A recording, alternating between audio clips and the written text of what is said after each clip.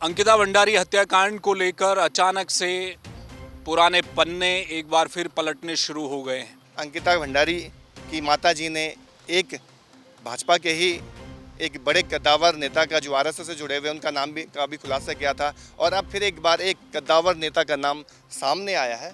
जनता के अंदर का जो आक्रोश है वो और फूटेगा, सड़कों पर दिखाई देगा। धीरे धीरे करके लोग और भी सड़कों पर आना शुरू हो जाएंगे। मैं देख रहा था लोगों ने विरोध भी शुरू कर दिया है। अब लोग चाहते हैं कि इस मामले का पटाक्षेप हो। उत्तराखंड की जनता जानना चाहती है उस वीआईपी का नाम जिसकी वजह से हमारी बहन, हमारी बिटिया के साथ इतना जघन्य अपराध हुआ, उसकी हत्या कर दी गई। इसको हम बिल्कुल बर्दाश्त नहीं करेंगे। ये लड़ाई जो हम लोग लगातार सड़कों पर लड़ते आए हैं उस वीआईपी के खुलासे को लेकर आगे भी लड़ाई जारी रहेगी। मुख्यमंत्री पुष्कर सिंह धामी जी से कहना चाहते हैं कि आप इस मामले में निष्पक्ष होकर जांच करिए। उत्तराखंड की जनता आपके साथ है। हमें लगता है कि आपको शायद कुर्सी का डर लग रहा हो कि आपकी कुर्सी चले जाएगी क्योंकि बड़े बड़े लोग इसमें शामिल हैं। आप इस बात की फिक्र मत करिए, आप हिम्मत दिखाइए। एक बहुत बड़ा जघन्य हत्याकांड हुआ है उत्तराखंड में। उससे जुड़ा अगर कोई साक्ष्य पेश करना चाहता है, सबूत देना चाहता है, उसके पास ऑडियो क्लिप है, वीडियो है, जो भी कुछ उनके पास है वो तो अभी तक तलब कर लेना चाहिए था। जब तक वीआईपी को फांसी की सजा नहीं मिल जाती है तब तक ये पूरा न्याय अधूरा है हमारी नज़र में।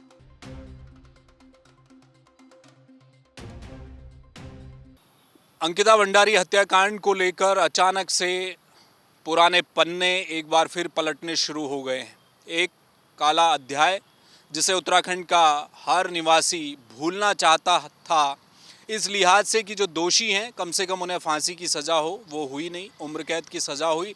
बावजूद इसके जो दोषी हैं वो ऊपरी अदालत में बेल के लिए हाथ पांव मार रहे हैं। और लेकिन पहले दिन से कई बातें थी जो इस पूरे केस में लोगों के गले नहीं उतर रही थी। वो वीआईपी कौन है जिसका लगातार नाम आ रहा था पर्दे के पीछे, लेकिन सामने वो चीज़ नहीं आ पा रही थी। सीबीआई जांच की मांग लगातार लोग कर रहे थे, लेकिन वो सीबीआई जांच भी नहीं हुई। एसआईटी ने जांच की, चार्जशीट दाखिल की, निचली अदालत ने सजा भी सुना दी, लेकिन फिर भी मन में एक टीस रह गई कि क्या पर्दे के पीछे कोई कॉन्स्पिरेसी हुई थी, साजिशकर्ता कौन था, किसके लिए वनंतारा रिजॉर्ट उस दिन सजाया गया था जिसके लिए बिटिया अंकिता भंडारी को प्रेशर में लाया जा रहा था। ये सवाल अभी तक बनी रहे थे कि इधर बीजेपी के जो पूर्व विधायक है सुरेश राठौड़, उनकी कथित पत्नी उर्मिला सनावर ने एक के बाद एक जो वीडियो अब वो हर दिन रात को लाइव आकर बता रही हैं, वो सनसनीखेज खुलासे हैं। सुरेश राठौड़ की ऑडियो क्लिप डालकर उर्मिला सनावर लगातार कह रही हैं कि वहाँ जो वीआईपी था जिसे आना था वो दरअसल और कोई नहीं, वो बीजेपी के राष्ट्रीय महामंत्री, बीजेपी के इंचार्ज उत्तराखंड दुष्यंत कुमार गौतम थे। वो लगातार नाम ले रही हैं। सुरेश राठौड़ ने भी पीसी कर उन तमाम ऑडियो को, अपने ऑडियो जिसमें कि वो भी दुष्यंत कुमार का नाम लेते सुनाई दे रहे हैं, उन्होंने इसे एआई जनरेटेड बताया। अब इस पूरे मामले में उत्तराखंड का युवा उद्वेलित है। वो युवा खासकर जिन्होंने उत्तराखंड की जंगल जमीन के लिए लड़ाई लड़ी, जिन्होंने अंकिता भंडारी हत्याकांड की शुरुआत से पहले दिन से सड़कों में धक्के खाए, डंडे खाए हैं। मोहित मेरे साथ इस समय हैं। मोहित डिमरी जो कि मूल निवास संघर्ष समिति के समन्वयक कोऑर्डिनेटर हैं उत्तराखंड में। मोहित भाई, कैसा महसूस आज की तारीख में हो रहा है? देखिए, 3 आरोपी थे, वो दोषी करार हुए, उन्हें उम्र कैद की सजा हुई, लेकिन क्या न्याय पूरी तरह मिल पाया तब जब ऐसे एक के बाद एक वीआईपी के नाम अब उजागर हो रहे हैं? देखिए, अभी न्याय अधूरा है। जब तक वीआईपी तक जो इस पूरे घटनाक्रम का एक तरह से कहें तो जो मुख्य सरगना है, जो वीआईपी का जिक्र हर बार एसआईटी की जांच में भी हुआ है, चार्जशीट में भी हुआ है, लेकिन उस वीआईपी के नाम का खुलासा आज तक सामने नहीं हो पाया है। और अभी हाल ही में जो लगातार उर्मिला सोनकर, जो कथित तौर पर पूर्व विधायक सुरेश राठौर की पत्नी है, लगातार जिस तरह से उनके वीडियो सोशल मीडिया में जारी हो रहे हैं, अपने आप में कई सवाल खड़े हो रहे हैं। और उन्होंने भारतीय जनता पार्टी के राष्ट्रीय महामंत्री और उत्तराखंड के प्रभारी दुष्यंत कुमार गौतम पर जिस तरह के संगीन आरोप लगाए हैं और सीधे तौर पर कहा है कि वो वीआईपी दुष्यंत कुमार गौतम ही थे, और इसका उन्होंने बाकायदा एक ऑडियो भी जारी किया है। तो कहीं ना कहीं अब इस मामले में जो परतें थी, जो अभी तक नहीं खुली थी, वो अब धीरे धीरे करके सामने भी आ रही हैं। ऑडियो में जिस तरह से बातें हो रही हैं कि दुष्यंत कुमार उस दिन वनंतरा रिजॉर्ट में ही थे और पूरी प्लानिंग थी कि सामूहिक रूप से दुष्कर्म किए जाने का इनका जो प्लान था, जिस तरह से उन्होंने वो बातें कही है, कहीं ना कहीं अंकिता हत्याकांड का एक जो बड़ा कारण रहा, उसके पीछे यही सामने आ रहा है। तो हम ये कह रहे हैं कि इससे पूर्व भी अंकिता भंडारी की माताजी ने एक भाजपा के ही एक बड़े कद्दावर नेता का, जो आरएसएस से जुड़े हुए, उनका नाम भी का भी खुलासा किया था, और अब फिर एक बार एक कद्दावर नेता का नाम सामने आया है। तो इसमें सरकार को तुरंत एक्शन लेना चाहिए। एसआईटी इसमें दोबारा से जांच शुरू करे। हम तो यहाँ तक मांग कर रहे हैं कि इसमें सुप्रीम कोर्ट के जो जज हैं, उनकी अध्यक्षता में सीबीआई जांच होनी चाहिए, उनके दिशा निर्देशन में सीबीआई जांच हो और तुरंत इनसे पूछताछ हो। ये सबूत जुटाए जाने चाहिए कि मामला बिल्कुल भी हल्का नहीं है। किसी एक भारतीय जनता पार्टी के राष्ट्रीय महामंत्री हैं, कोई छोटे नेता नहीं है। पूरे देश में सरकार बनाते हैं, बिगाड़ते हैं, इनका काम इस तरह से रहता है। तो इन पर इतने बड़े आरोप लगाए जा रहे हैं, तो कहीं ना कहीं हमें इस बात की भी शंका है कि क्या वास्तव में भारतीय जनता पार्टी की, क्योंकि केंद्र में भी सरकार है, उत्तराखंड में भी सरकार है, ईमानदारी से इसमें एसआईटी जांच होगी आने वाले समय में? क्या वाकई सरकार सीबीआई जांच के लिए तैयार होगी? ये अभी भी हमारे मन में सवाल है। लेकिन उत्तराखंड का जनमानस चाहता है कि अगर इन पर उंगलियां उठ रही हैं, अगर ये वास्तव में यही वीआईपी हैं, तो कहीं ना कहीं मैं ये मानता हूँ कि जनता के अंदर का जो आक्रोश है वो और फूटेगा, सड़कों पर दिखाई देगा। धीरे धीरे करके लोग और भी सड़कों पे आना शुरू हो जाएंगे। मैं देख रहा था लोगों ने विरोध भी शुरू कर दिया है। अब लोग चाहते हैं कि इस मामले का पटाक्षेप हो, और इस बात की भी शंका हमें है क्योंकि उर्मिला सोनकर जिस तरह से लगातार खुलासे कर रही है, हो सकता है उन्होंने जो बातें कही है कि उनकी जान को भी खतरा है, उनकी लोकेशन देखी जा रही है, उनकी जहाँ जहाँ वो जा रही हैं उनके पीछे कोई ना कोई ऐसी गतिविधियाँ हो रही हैं कि उनके साथ कोई भी अनहोनी हो सकती है। इसको लेकर उनकी शंकाएं हैं। तो हम ये चाहते हैं कि उनकी सुरक्षा व्यवस्था भी कड़ी हो जानी चाहिए, क्योंकि वो एक मुख्य भूमिका में है आज के समय में अंकिता भंडारी हत्याकांड की। उनके पास ऐसे और भी ऑडियो हो सकते हैं, ऐसे और भी सबूत हो सकते हैं जो जहाँ तक वीआईपी तक पहुँचा जा सकता है, जो वास्तव में अंकिता भंडारी हत्याकांड के दोषी रहे हैं। तो हम ये चाहते हैं कि आने वाले समय में ऐसी स्थिति पैदा हो सकती है कि उर्मिला पर अनावश्यक रूप से दबाव बनाकर, उनको प्रताड़ित कर इस मामले को तोड़ा मरोड़ा भी जा सकता है। ऐसा ना हो, इससे पहले तुरंत जांच करने वाले अधिकारी, एसआईटी की टीम हो, वहाँ तुरंत उनसे बयान ले, उनके पूरे जो उनके पास सबूत हैं उनको सबूतों को अपने पास सुरक्षित रखें, ताकि आने वाले समय में इस मामले को आगे कोर्ट में रखा जा सके और जिस पर आरोप लगाए जा रहे हैं इसकी गहनता से जांच होनी ज़रूरी है। हम सरकार से ये मांग कर रहे हैं, इसमें बिल्कुल भी सरकार कॉम्प्रोमाइज़ ना करे।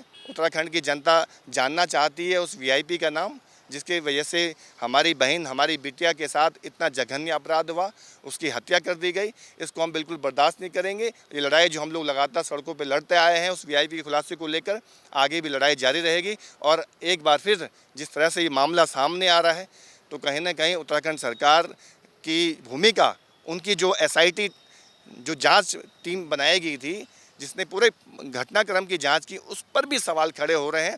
आखिर उन्होंने इस पक्ष को क्यों मजबूती से अपनी जांच में शामिल नहीं किया? जब हर बार जिक्र आए कि वीआईपी कोई ना कोई इस मामले में शामिल है, तो एसआईटी का काम था कि उस वीआईपी के गिरेबान को पकड़ना, लेकिन वीआईपी के गिरेबान तक एसआईटी की टीम नहीं पहुंच पाई। हो सकता है कि एसआईटी टीम के ऊपर भी कोई दबाव रहा हो सरकार का, ऐसे संदेह हमें इस पूरे मामले में लग रहा है। क्योंकि अगर ये मामला खुलेगा तो मैं आपको सीधे तौर पे कहना चाहूँगा, आपने आजकल देखा होगा एक अमेरिका में एप्स्टीन फाइल खुल रही है।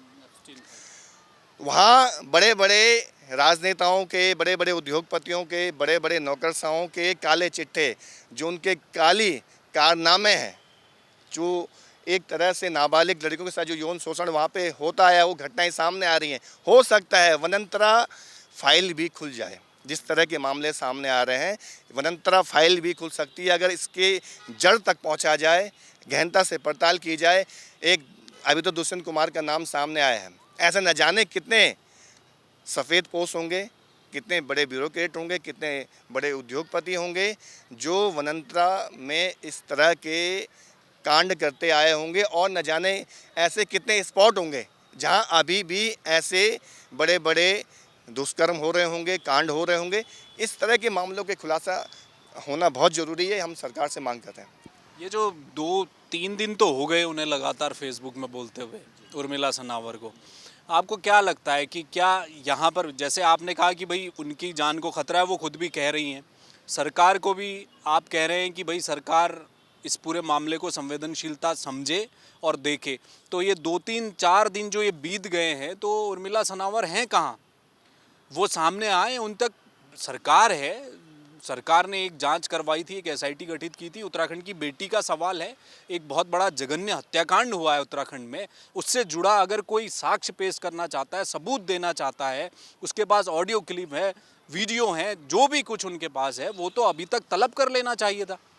बिल्कुल, इसमें अपने आप में सवाल खड़े हो रहे हैं कि लगातार 3 दिन से सोशल मीडिया के ज़रिए वो लगातार इस बात को कह रही हैं कि वीआईपी कौन है, कौन इस पूरे घटनाक्रम में शामिल है। जब उन्होंने इतने खुलासे कर दिए हैं, तो अपने आप में वहाँ पर जांच करने वाले अधिकारियों को पहुँच जाना चाहिए था, एसआईटी टीम को पहुँच जाना चाहिए था, उनसे सवाल पूछने चाहिए थे कि आपके पास कौन कौन से सबूत इस पूरे घटनाक्रम के हैं, और भी इसकी तह तक एसआईटी की टीम पहुँच सकती है। लेकिन अपने आप में सवाल भी खड़े हो रहे हैं कि सरकार क्यों नहीं ऐसा कर रही है, सरकार क्यों नहीं उनसे वो सबूत जुटा रही है जिसमें इतने बड़े बड़े नेताओं के नाम सामने आ रहे हैं। वो सबूत अगर जुटाए जाएंगे, कहीं ना कहीं इस मामले में वीआईपी के को सज़ा दिलाने में वो सबूत बहुत ही महत्वपूर्ण भूमिका निभा सकते हैं।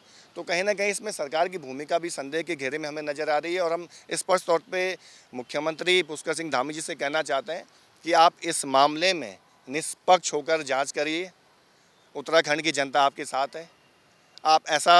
आप हमें लगता है कि आपको शायद कुर्सी का डर लग रहा हो कि आपकी कुर्सी चले जाएगी क्योंकि बड़े बड़े लोग इसमें शामिल हैं।